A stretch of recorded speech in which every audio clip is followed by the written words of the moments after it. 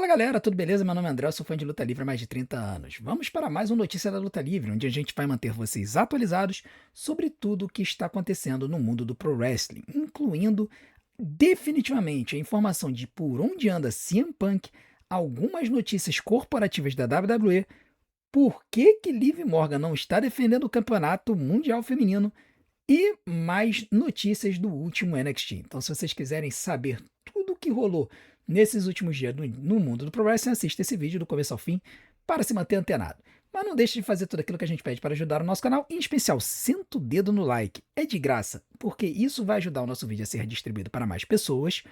E, além disso, não deixe de conferir o nosso Patreon. O link está aqui embaixo. A gente tem várias lutas já com narração e com reação nossa com imagens. E os primeiros 7 dias são de graça. Então você dá um pulo lá, vê o nosso Patreon. Se gostar, você assina. É o valor de uma Coca-Cola por mês, R$ 7,50. Você vai estar ajudando a gente a continuar crescendo, beleza?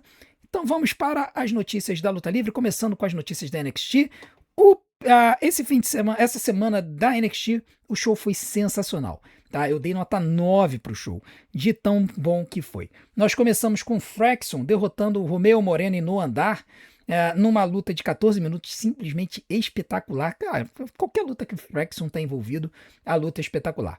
Foram 14 minutos, 4 estrelas e meia. Eu só fiquei surpreso do Fraxon tá transitando aí na NXT. Eu não sei se de repente eles aceitaram cortar o salário e descer para NXT do main roster. Eu acho uma pena, porque eu gosto muito deles. Eu acho que a subida deles pro main roster tinha sido legal. Eles tiveram muitas lutas boas lá, mas a WWE resolveu não usá-los mais e aí eles desceram para NXT. Tá? Estão pelo menos ajudando aí os calouros, né? O No Andar não é calouro, já é de longa data, né? Desde a época do 205 Live, mas o Romeo Moreno é calouro. Então, nós vimos aí essa dupla participando. Vamos esperar que tenha sido, de repente, só uma leve temporada aí na NXT para depois voltar para o main roster e acabar tomando conta da divisão de duplas lá do SmackDown, como eu desejo. A segunda luta da noite foi uma luta entre Narako e Mason Rook pelo posto de desafiante número 1 ao título da NXT do Tony D'Angelo, e no final das contas o Narako acabou vencendo a luta, tá? Então, vitória do Narako, uma luta de 10 minutos que eu dou 3 estrelas e 75. Foi uma boa luta aí desses dois, foi muito legal de ver. A terceira luta da noite foi uma luta entre Kendall Gray e Kelani Jordan pelo posto de desafiante número 1 ao título feminino da NXT, e nós tivemos a vitória de Kendall Gray. Então, a gente imagina que essa luta vai acabar sendo agendada para breve, aí, talvez para o Great American Bash. Tá? Kendall Gray, que teve um excelente desempenho nessa luta, a Kelani Jordan também. Foi uma luta de 13 minutos que eu vou dar 4 estrelas. Tá? Vocês percebam que o show teve lutas com extrema qualidade.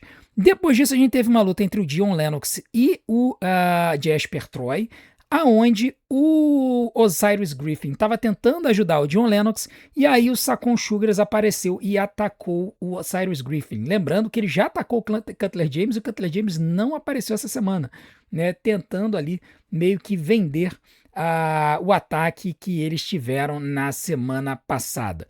Depois disso, a gente teve o resultado do Mr. NXT. A luta do John Lennox e do Jasper Troy foram 8 minutos, ela não foi boa. Eu dou 2 estrelas e 75. Foi a única luta da noite que não foi boa. Aqui nós tivemos o Mr. NXT, que foi uma baboseira lá para votar. Era um concurso de talentos aí entre o Tristan Angels e o Shiloh Hill.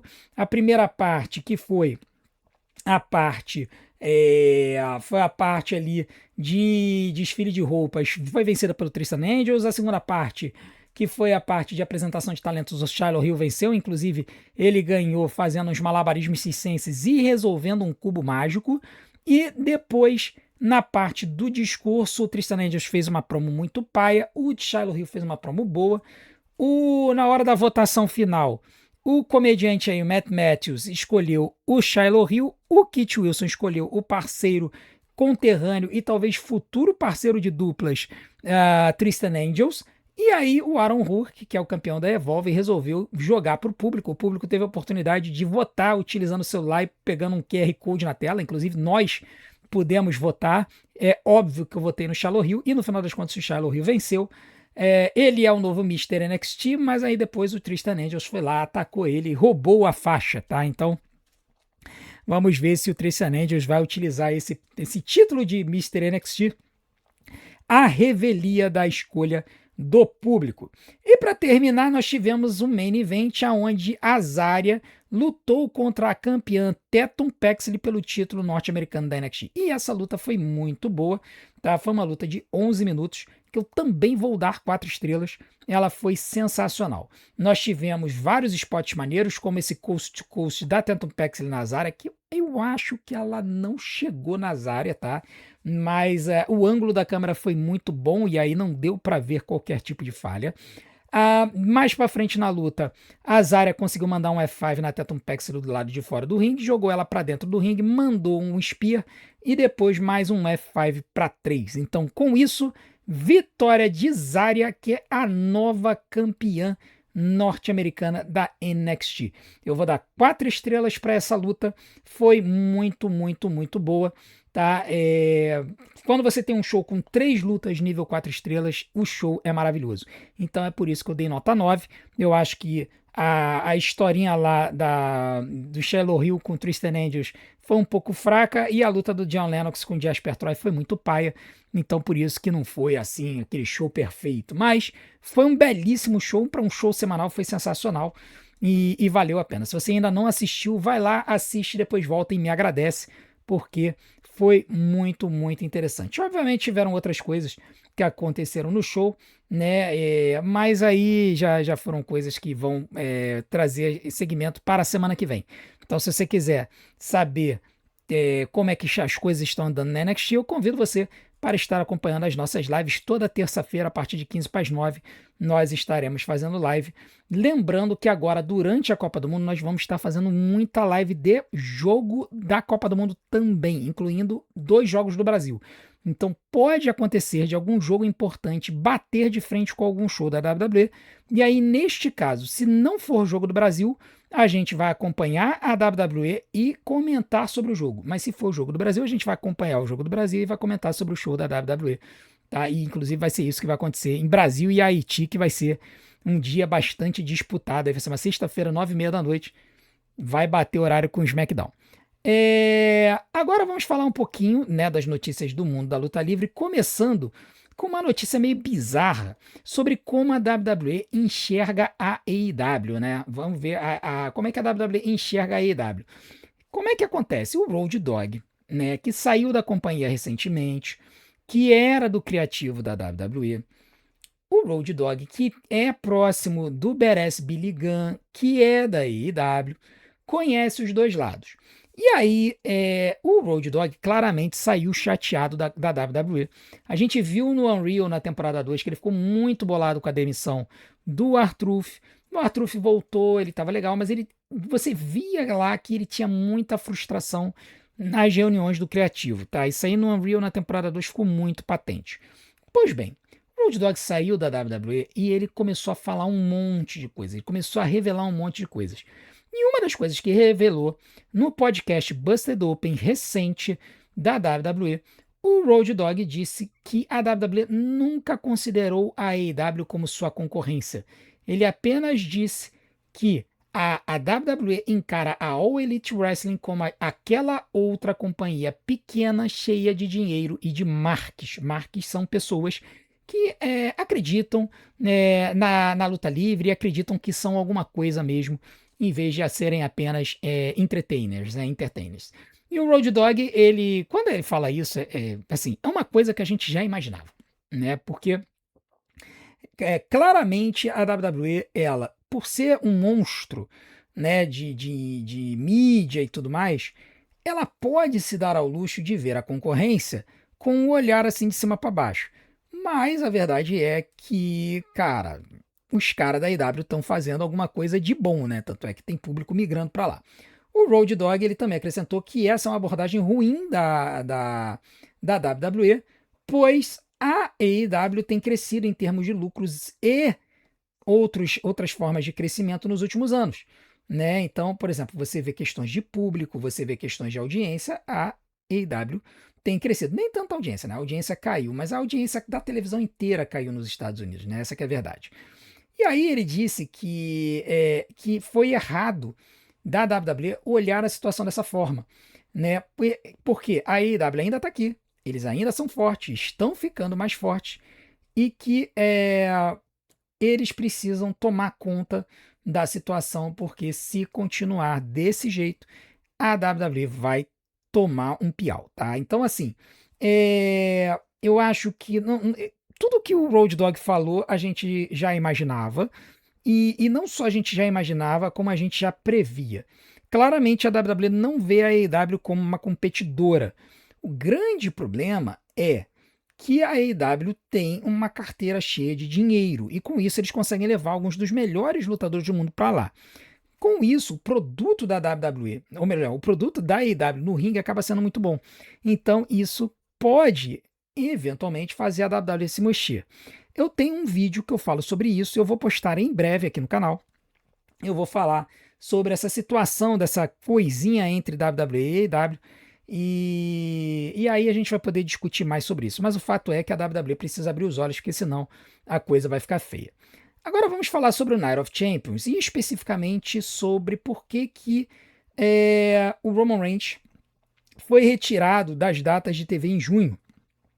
A notícia, segundo Dave Meltzer, é que o Roman foi tirado de algumas datas de junho da TV porque ele não estará no PLE da Arábia Saudita no dia 27 de junho. Sim, o campeão que não é ausente não estará na Arábia Saudita no Night of Champions. Assim, não é nenhum absurdo a gente pensar isso, porque o Night of Champions é basicamente um PLE que define dois number one contenders. Mas que o Roman podia estar lá para dar uma encarada no vencedor, poderia, né? Poderia, a não ser que os vencedores do King and Queen of the Ring tenham a possibilidade de escolher os seus adversários. Porém, o nome do PLE é Night of Champions. E antigamente, Night of Champions era um PLE em que todos os campeões, ou pelo menos todas as lutas, eram de títulos sendo defendidos. E já tem algum tempo que isso não tem acontecido, né? Então, assim, pelo menos o homem podia ir lá e defender o título de alguma forma, mas não irá, tá? Então, a verdade é que por ele não estar no PLE, a WWE entendeu que não valeria a pena o Roman Reigns aparecer na estrada a caminho do Night of Champions. Por isso que ele tá mandando os minions dele, né? Os Usos e o Jacob Fatu. Ele também, o Triple H também teria confirmado essa informação quando ele divulgou no X o pôster oficial do Night of Champions. E nesse pôster ele tem o Cody Rhodes, a Rhea Ripley, a Liv Morgan e o Trick Williams, tá? Ou seja, nada de Roman Reigns. E por esse pôster, a gente poderia imaginar que o Cody, a Rhea, a Liv e o Trick talvez defendam os seus títulos no Night of Champions, tá? O Cody Rhodes pode acabar enfrentando o Gunther numa revanche da luta que supostamente vai acontecer daqui a 2 semanas. A Rhea Ripley pode acabar enfrentando a Jade Cargill numa revanche, alguma coisa assim, mas seria a terceira luta entre elas. A Liv Morgan, eu vou soltar uma notícia já já falando sobre ela, e o Trick Williams pode defender o campeonato dos Estados Unidos. Então, vamos continuar aguardando para ver como é que vai ser montado esse card. Eu imagino que o Night of Champions vai ter 5 ou 6 lutas, porque a Arábia Saudita gosta de show grande, então pode ser que tenha mais de 5 lutas, como tem sido os PLEs da WWE ultimamente. E aí a gente pode ter essa galera aí que eu comentei aparecendo no show. Agora vamos falar de um cara que tá sumidaço, né? O CM Punk, que, assim, vez por outra o pessoal fica buscando informações sobre o Punk. O que aconteceu com ele? Punk que sumiu da WWE desde a WrestleMania. Desde meados de abril, nós já estamos em meados de junho praticamente, e o cara sumidaço.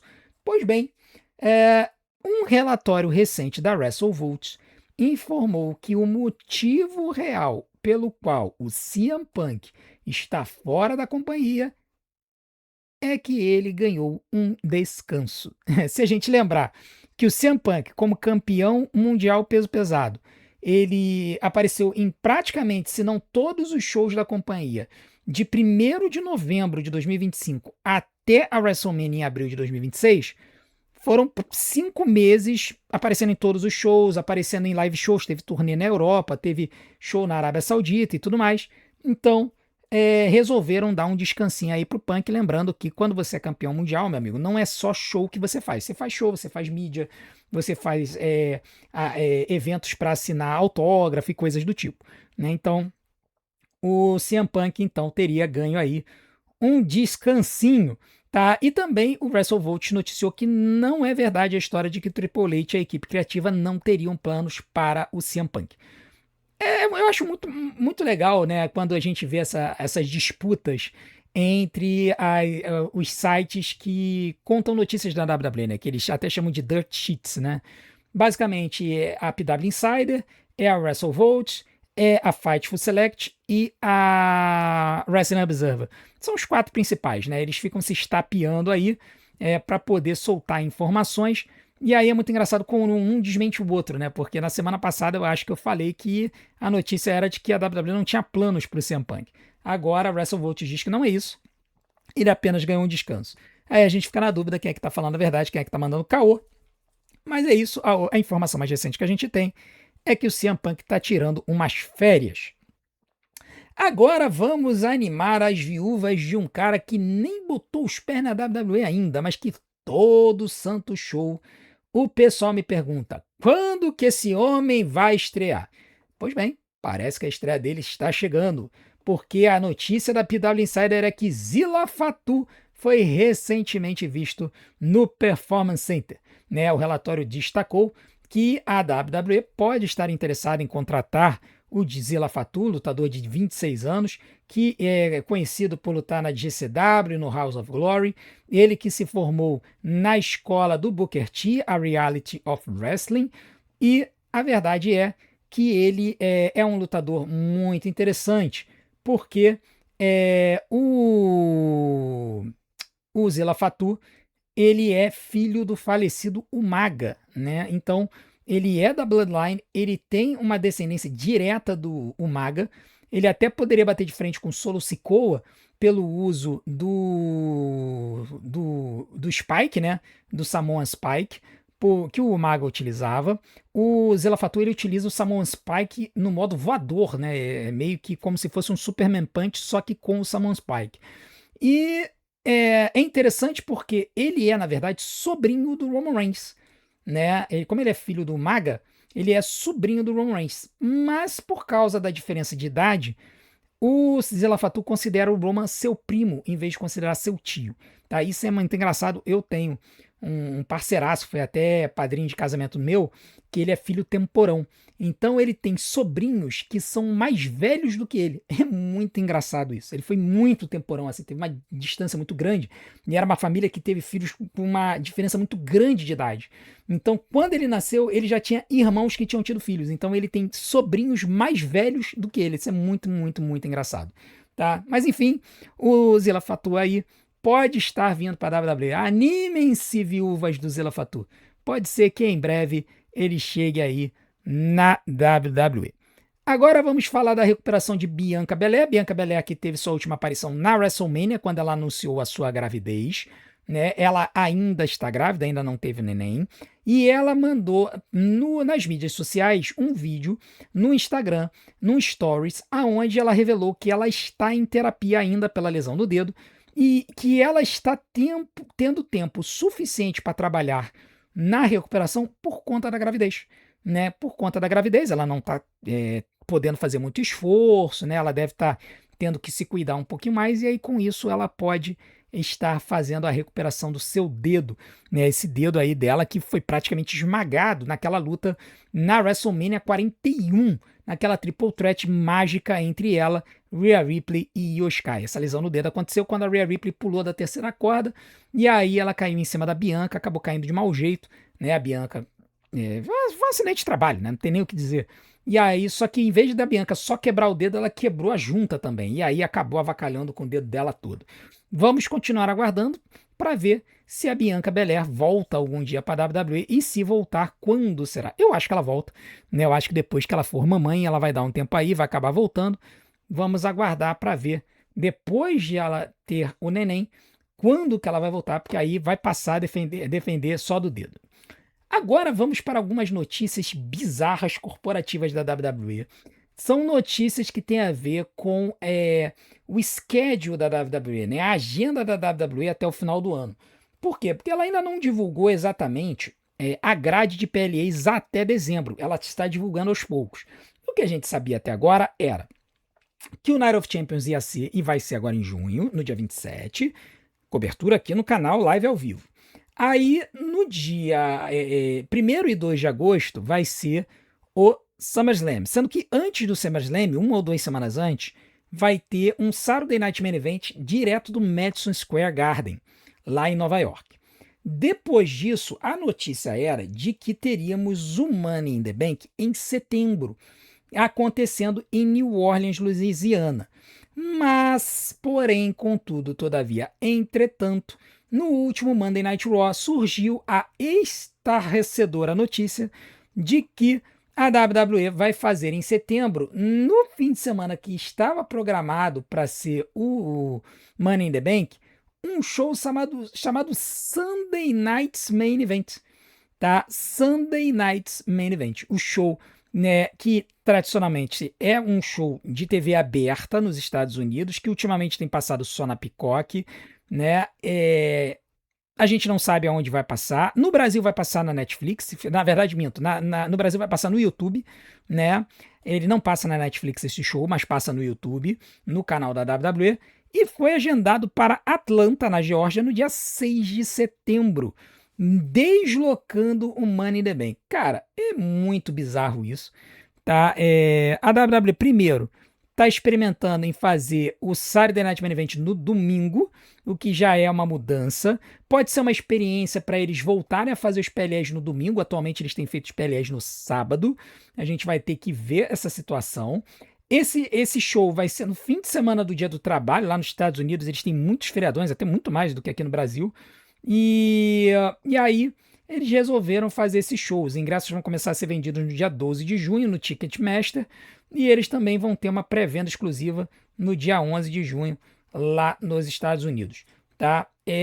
Atlanta sediou o Saturday Night Main Event de julho de 2025, a última vez que eles sediaram um show especial, e que teve como atração principal a aposentadoria do Goldberg com o Gunther, aquele show que teve aquele fiasco do comercial cortando o discurso de despedida do Goldberg, né? Uma coisa que a gente precisa dizer aqui é que esse show vai ser exatamente um mês depois do Money in the Bank. E do Money in the Bank não, do SummerSlam. E aí, tem gente achando que a WWE vai passar a considerar esse show um PLE propriamente dito, e não apenas um show semanal premium.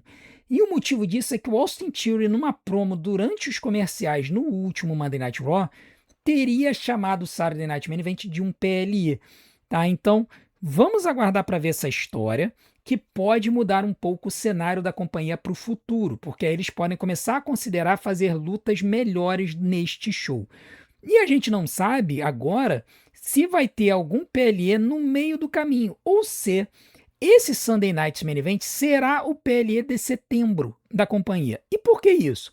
Porque o Money in the Bank em Nova Orleans foi mudado do dia 6 de setembro para o dia 10 de outubro de 2026 e ainda será sediado em Nova Orleans.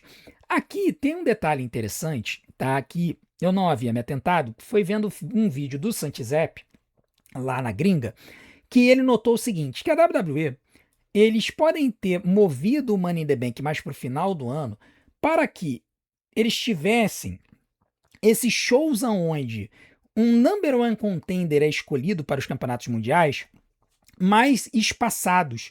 Ao contrário do ano passado, em que a gente teve lutas classificatórias para o Money in the Bank, aí teve o Money in the Bank, e aí logo depois do Money in the Bank tiveram lutas classificatórias para o King and Queen of the Ring, desembocando no Night of Champions. Então você teve dois shows que escolhiam number one contenders muito prensados um no outro. E como tiveram dois torneios classificatórios, né, dois tipos de lutas classificatórias, os campeões ficaram meio sem fazer nada. Então, e a gente criticou muito isso no ano passado. Então, quando eles deslocaram o Money in the Bank para outubro, eles fizeram da seguinte forma. O Royal Rumble, em janeiro, gera number one contenders para a WrestleMania. A Elimination Chamber, um mês depois, faz a mesma coisa. Number One Contenders para a WrestleMania. Depois da WrestleMania, o King and Queen of the Ring escolhe Number One Contenders para ser desenrolados lá no SummerSlam. E depois do SummerSlam, o Money in the Bank vai escolher Number One Contenders para serem utilizados a qualquer momento. Pode ser no próprio Money in the Bank, pode ser mais para frente, pode ser mais para o final do ano, que é um período meio morto da WWE, né? Principalmente o mês de entre os meses de novembro e dezembro, principalmente depois de novembro, ali dezembro, iníciozinho de janeiro, é um período que muitos lutadores somem para poder tirar férias, então fica meio desfalcado o show. Tendo dois lutadores com a maleta do Money in the Bank ali nesse cenário, isso traria uma situação de imprevisibilidade que ajudaria a audiência dos shows nesse período.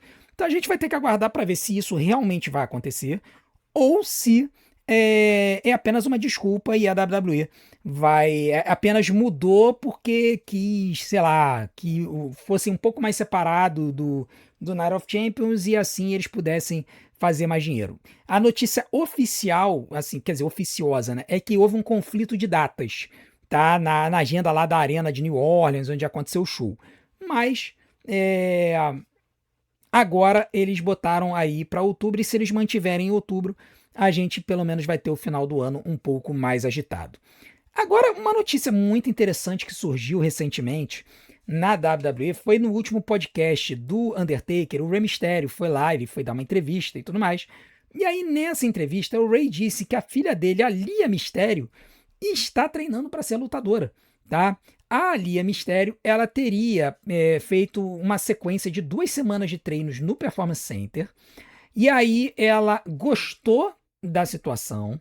Depois ela teve mais um período lá no Performance Center, acho que em fevereiro. Ainda gostou dos treinamentos. E aí agora, em maio, ela passou a participar dos treinamentos na Performance Center para se estabelecer ali. Lembrando que assim, não tem alojamento no Performance Center, né? Mas os lutadores eles moram próximos e eles vão lá para treinar. O que ele disse é que ele tinha combinado com a Alia de que depois que ela se formasse na faculdade, ela poderia escolher o que fazer da vida. E aí ela se formou em julho do ano passado na Universidade da Califórnia em San Diego em Biologia Humana. Quando ela pegou o diploma, ela chegou para o pai e falou: olha, eu tô pronta, eu quero entrar no negócio. Aí o Ray deu a bênção, ela em outubro foi na Performance Center, adorou. Em fevereiro, passou 2 semanas, adorou, e agora, no final de maio, começou a se preparar para poder ir para o Performance Center. Então, em breve, talvez a gente veja a Lia Mysterio participando dos shows da WWE aí.